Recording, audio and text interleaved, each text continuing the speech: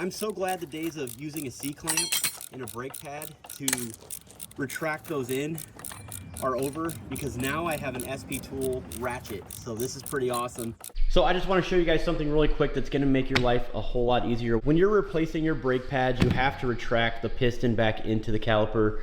And normally what I use is a C-clamp in the old brake pad. It's a pain in the butt.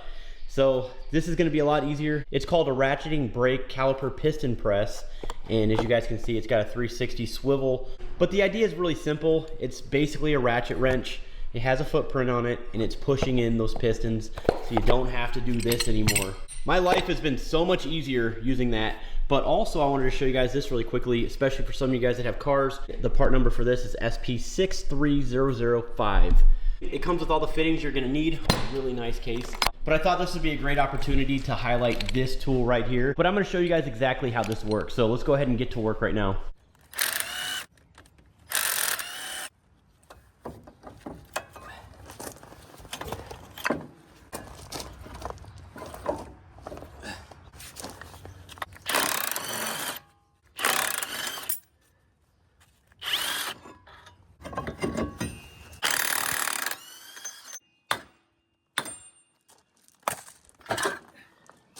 Now I'm gonna go ahead and reuse these calipers, but we do need to retract the pistons inside of the calipers. So with this being a 3500 or a 2500 HD Plus pickup truck, you're gonna need a wider footprint. So they gave you guys these handy dandy dowel wider extenders, so you can push in a dual piston caliper, which is really nice.